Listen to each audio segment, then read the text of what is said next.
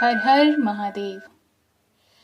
आज हम आपके लिए लेकर आए हैं भारत के 12 प्रसिद्ध ज्योतिर्लिंगों में से एक ज्योतिर्लिंग नागेश्वर ज्योतिर्लिंग के इतिहास और उसकी कथा और उसका धार्मिक महत्व क्या है, उसके बारे में आपको इस वीडियो में बताया जाएगा। इससे पहले के वीडियोस अगर आपने नहीं देखे हैं तो आप इसी वीडियो के डिस्क्रिप्शन में आपको उसके लिंक मिल जाएंगे। आप उन सब ज्योतिर्लिंगों की कथा और इतिहास की कहानी भी जान सकते हैं। तो आइए आज हम नागेश्वर ज्योतिर्लिंग के बारे में जानते हैं। नागेश्वर ज्योतिर्लिंग गुजरात के सौराष्ट्र तट पर द्वारका शहर और बेट द्वारका द्वीप के बीच के मार्ग पर बसा हुआ है। यह भगवान शिव का एक महत्वपूर्ण मंदिर है। दुनिया के जो 12 स्वयंभू ज्योतिर्लिंग हैं, उनमें से नागेश्वर ज्योतिर्लिंग भी एक है, जो कि एक भूमिगत गर्भगृह में स्थित है। वहां पर भगवान शिव की 25 मीटर ऊंची मूर्ति है और तालाब वाला एक बड़ा बगीचा इस शांत जगह का एक मुख्य आकर्षण केंद्र है। पुरातात्विक उत्खनन जो है यहाँ पर इस स्थल पर पहले के 5 शहरों का दावा करते हैं। यह भी माना जाता है कि नागेश्वर को दारुकावन के नाम से भी जाना जाता था, जो भारत में एक जंगल का प्राचीन महाकाव्य नाम है। आइए अब हम नागेश्वर ज्योतिर्लिंग से जुड़ी इतिहास में जो पौराणिक कथा है उसके बारे में जानते हैं। सुप्रिय नामक एक बड़ा धर्मात्मा और सदाचारी वैश्य था। वह भगवान शिव का बहुत ही बड़ा भक्त था। वह निरंतर उनकी पूजा, आराधना और उनका ध्यान में लीन रहता था। अपने सारे कार्य वह भगवान शिव को अर्पित करके ही करता था। मन, वचन, कर्म से वह पूर्णतः सेवाचीन में तल्लीन ही रहता था। उसकी इस शिव शक्ति से दारुक नामक एक राक्षस बहुत ही क्रुद्ध रहता था। उसे भगवान शिव की यह पूजा किसी प्रकार भी अच्छी नहीं लगती थी। वह निरंतर इस बात का प्रयत्न किया करता था कि उस सुप्रिय की पूजा अर्चना में किस प्रकार वह विघ्न पहुंचा पाए। एक बार सुप्रिय नौका पर सवार होकर कहीं पर जा रहा था। उस दुष्ट राक्षस दारुक ने यह अवसर देखकर नौका पर आक्रमण कर दिया। उसने नौका में सवार सभी यात्रियों को पकड़कर अपनी राजधानी में ले जाकर कैद कर लिया। सुप्रिय कारागार में भी अपने नित्य नियम के अनुसार भगवान शिव की पूजा आराधना करने लगा। अन्य बंदी यात्रियों को भी वह शिव भक्ति की प्रेरणा देने लगा। दारुक ने जब अपने सेवकों से सुप्रिय के विषय में यह समाचार सुना, तब वह बहुत ही क्रुद्ध होकर उस कारागार में जा पहुंचा।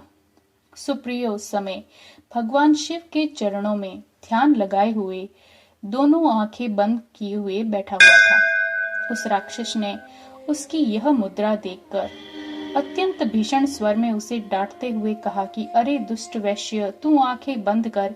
इस समय यहाँ कौन सी उपद्रव और षड्यंत्र करने की बातें सोच रहा है। उसके यह कहने पर भी धर्मात्मा शिव भक्त सुप्रिय की समाधि भंग नहीं हुई।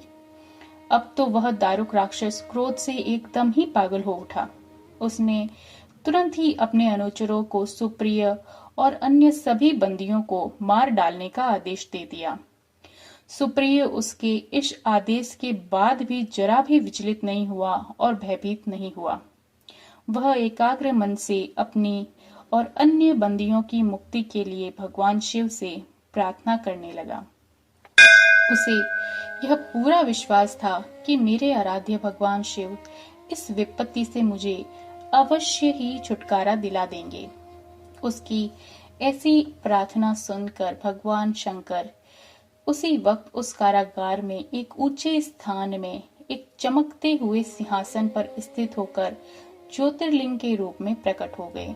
उन्होंने इस प्रकार सुप्रिय को दर्शन देकर उसे अपना पाशुपत अस्त्र भी प्रदान किया।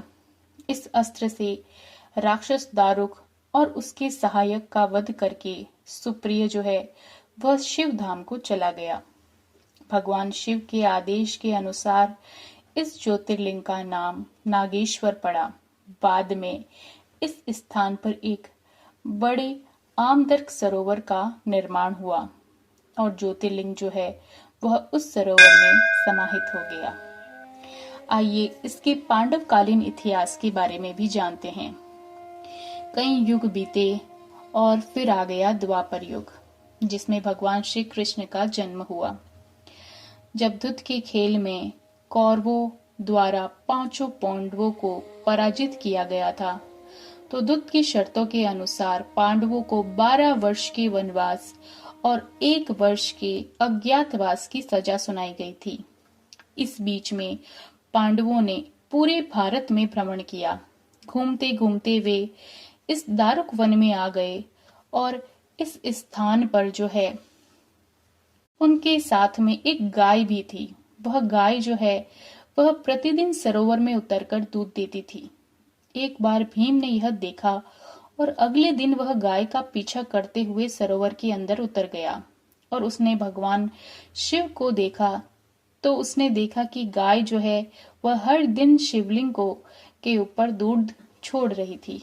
तब 5 पांडवों ने उस सरोवर को नष्ट करने का निश्चय किया और वीर भीम ने अपनी गदा से उस सरोवर के चारों ओर प्रहार किया और सभी ने भगवान शिव के इस शिवलिंग के दर्शन किए।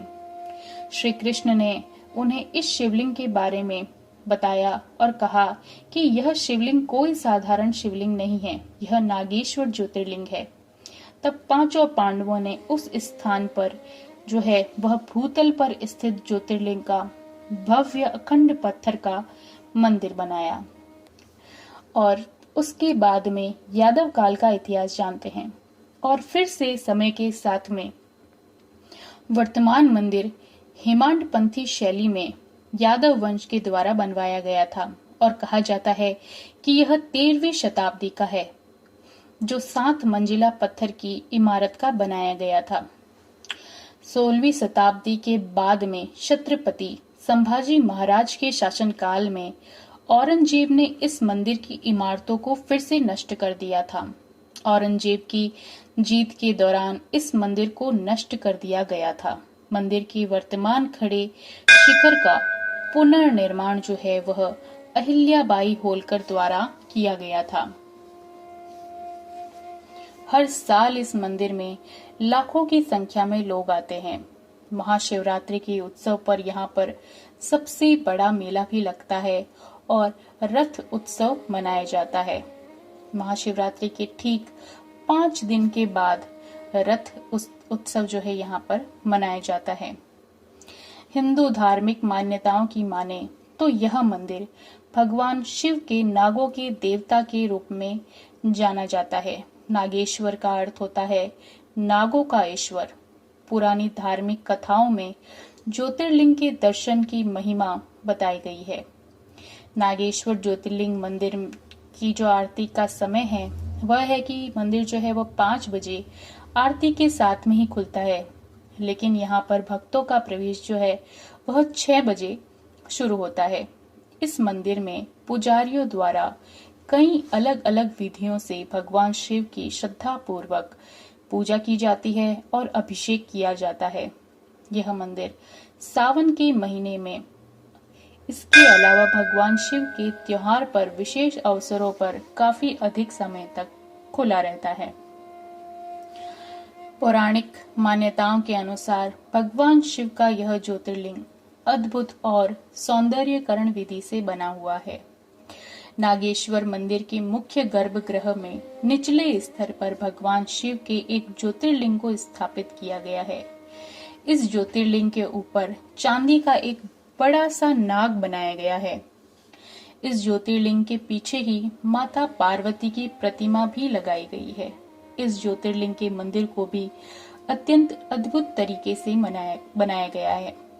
धार्मिक मान्यताओं के अनुसार जिन श्रद्धालुओं को इस ज्योतिर्लिंग का अभिषेक करना होता है, वह यहाँ के पुजारियों से जो है वह निवेदन करके सफेद वस्त्र पहनकर जो है ज्योतिर्लिंग पर अभिषेक कर सकते हैं। आइए नागेश्वर ज्योतिर्लिंग मंदिर का जो क्या धार्मिक महत्व है उसके बारे में जानते हैं। नागेश्वर ज्योतिर्लिंग मंदिर भगवान शिव की दिव्य शक्ति का एक स्थान माना जाता है। नागेश्वर ज्योतिर्लिंग मंदिर दर्शकों तथा उपासकों को सर्प के जहर से बचाने की क्षमता भी रखता है। जो व्यक्ति स्वच्छ मन से नागेश्वर का ध्यान करते हैं, वे सभी भौतिक और आध्यात्मिक विषाक्त पदार्थों से मुक्त हो जाते हैं। नागेश्वर शब्द नागों के राजा को संबोधित करता है और हर समय भगवान शिव के गले में लिपटा रहता है। जो व्यक्ति इस मंदिर में प्रार्थना करता है, उसे सांपों से कोई नुकसान नहीं होता और जो गहरी मान्यता है मंदिर को अद्वितीय महत्व प्रदान करती है। नागेश्वर ज्योतिर्लिंग मंदिर आप दर्शन के लिए जाएं तो उसके आसपास के क्षेत्र में भी बहुत अच्छी जगहें हैं, वो भी आप देख सकते हैं। जैसे कि द्वारकाधीश मंदिर जो कि द्वारका शहर में स्थित है, और नागेश्वर ज्योतिर्लिंग मंदिर के पास में प्रमुख आकर्षणों में से एक है। यह मंदिर जो है वह भगवान कृष्ण को समर्पित एक प्राचीन मंदिर है, जो इस यात्रा में अत्यधिक धार्मिक महत्व रखता है। द्वारकाधीश मंदिर की जटिल वास्तुकला, सुंदर नक्काशी और खंबे, दिव्य वातावरण आने वाले भक्तों को यह स्थान बहुत ही आकर्षक और देखने योग्य बनाता है। नागेश्वर ज्योतिर्लिंग मंदिर के पास में ही रुक्मणी देवी का भी मंदिर है, जो भगवान कृष्ण की पत्नी को समर्पित है। यह मंदिर आश्चर्यजनक वास्तुकला का एक नमूना है और अपनी जटिल नक्काशी और सुंदर चित्रों के लिए काफी प्रसिद्ध है। यह भगवान कृष्ण के अनुयायियों के लिए एक महत्वपूर्ण तीर्थ स्थल माना जाता है। इसी के साथ में नागेश्वर ज्योतिर्लिंग मंदिर के पास बेट द्वारका भी स्थित है। बेट द्वारका भी भगवान कृष्ण से जुड़ा एक महत्वपूर्ण तीर्थ स्थल है। ऐसा माना जाता है कि यह वह स्थान है जहां भगवान कृष्ण अपने परिवार के साथ में रहते थे और द्वारका पर शासन करते थे। इस द्वीप तक नाव से ही पहुंचा जा सकता है और यह मंदिर प्राचीन खंडर और इस क्षेत्र के समुद्री इतिहास का पता लगाने का एक बहुत अच्छा मौका प्रदान करता है। आप नागेश्वर ज्योतिर्लिंग मंदिर के दर्शन के लिए जाना चाहते हैं तो यह मंदिर जो है पूरे वर्ष भक्तों के लिए खुला रहता है। फिर भी नागेश्वर ज्योतिर्लिंग की यात्रा का सबसे अच्छा समय जो है वह सर्दियों के शुरुआती महीनों में होता है और विशेष रूप से अक्टूबर से फरवरी तक का जो महीना है उस समय मौसम बहुत अच्छा रहता है और यह समय जो है वह सबसे उत्तम समय माना जाता है यहाँ पर यात्रा के लिए। नागेश्वर मंदिर में जो आरती का समय है वह सुबह 5 बजे से है और भक्तों के लिए शाम 4 बजे से जो है वह श्रृंगार दर्शन होता है, जिसके बाद में गर्भगृह में प्रवेश बंद हो जाता है। आरती जो है वह वापस शाम 7 बजे होती है और रात 9 बजे जो है वह मंदिर बंद हो जाता है। त्योहार के समय में यह मंदिर जो है वह ज्यादा समय के लिए खुला रहता है। हर हर महादेव।